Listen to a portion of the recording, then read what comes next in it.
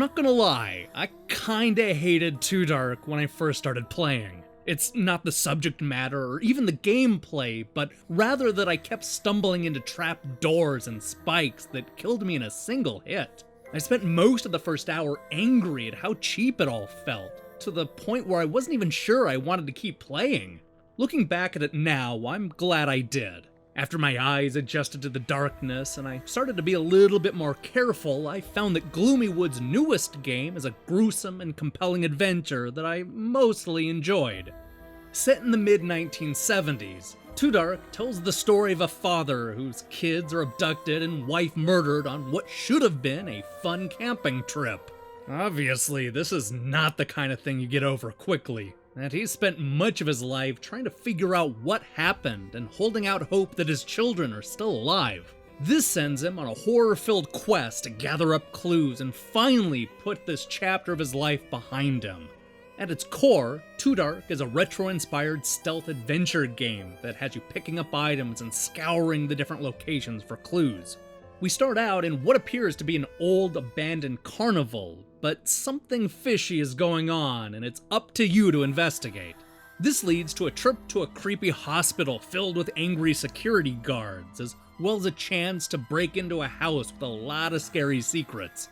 His job in each stage is to search for clues and save as many kids as possible. Since this is primarily a stealth game, you'll spend a lot of your time sneaking around and staying in the shadows. Thankfully, Too Dark offers quite a few ways to tackle each level, and will even judge you when you've saved the kids and gathered the evidence.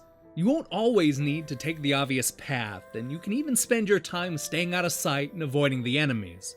Seeing as my character lost his wife and kids to these crazies, I decided to take a more bloodthirsty route.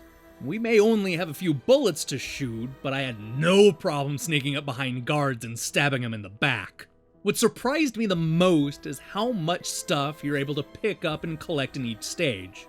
It's not just a few items, but literally dozens of things, most of which you won't even use. In that sense, the game felt a lot like a graphic adventure, and even some of the puzzles remind me of something you might see in an old point-and-clicker. For all I know, there's actually a use for everything found in the game, but there were a lot of items I simply left in my back pocket. Given the name and subject matter, it probably won't come as a surprise that Too Dark is, well, too dark. This is true in both a literal and figurative sense. You'll spend a lot of your time rummaging through locations that are impossible to see with the naked eye. You'll have to use your flashlight and candles just to see where you're going, and you may not like where it leads. The story goes in some truly disturbing directions, some of which border on being uncomfortable. This is a game that deals with terrible things happening to small children, which will definitely not be everybody's cup of tea. Oddly enough, it wasn't the subject matter that I had a problem with.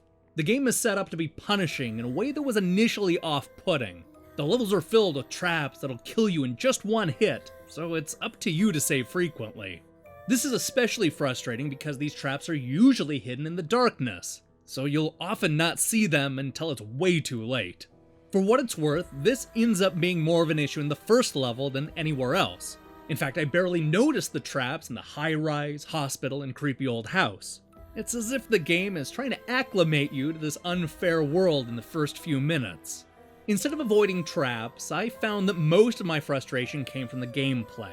This is a game where you constantly have to switch between items, which is done with the D-pad. This isn't so bad when you're standing still, but it's a real pain when you're on the run from an enemy and needing to equip a weapon. Cycling through the dozens of items and pressing the right button is a real chore when you're using the left analog stick to run around. There were so many times when I took several cheap hits because I couldn't select my knife or gun fast enough. And this is even worse when you have to reload the bullets or combine items. You'll get used to it over time, but the gameplay never felt natural. I'm also not a big fan of the writing in Too Dark. Yeah, I know this is a horror game, but the dialogue often feels like it was coming out of the mouth of an insecure teenager trying to be edgy. It's the kind of writing that always feels like it's trying too hard, and it ended up getting on my nerves more than the one-hit deaths. There's a way to do this without all the dialogue seeming so forced. On that note, I want to briefly mention the annoying sound effects. Actually, most of the sound effects are fine, but there's this one thing the hero does throughout the adventure that drove me straight up the blood-soaked wall. As silly as it sounds, the father will say, every single time he sees something to interact with. This shouldn't be a big deal, but he finds so much stuff that he ends up saying, hundreds, if not thousands of times. Look, I know this is a minor gripe, but I was done with the repetition by the end of the first stage. While far from perfect, I'm glad I saw Too Dark through to the end. I like a lot of the stealth elements and puzzle solving, and I even got into the gruesome story. With its dark subject matter and violence towards children, I can see how this might not be for everybody. This is not a bright and cheerful story, and horror fans will probably get a kick out of some of the twists and turns.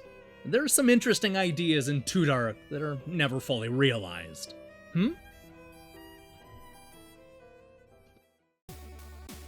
Hey, thanks for watching our review. I'm trying something a little different today. As you may have noticed, both Tabletop Racing World Tour and this Too Dark review are going up at the exact same time. Usually I post one in the morning and then something else in the afternoon, but both of these games were embargoed until the wee hours of the morning, so I'm tossing them up at the same time. Here's hoping you won't revolt.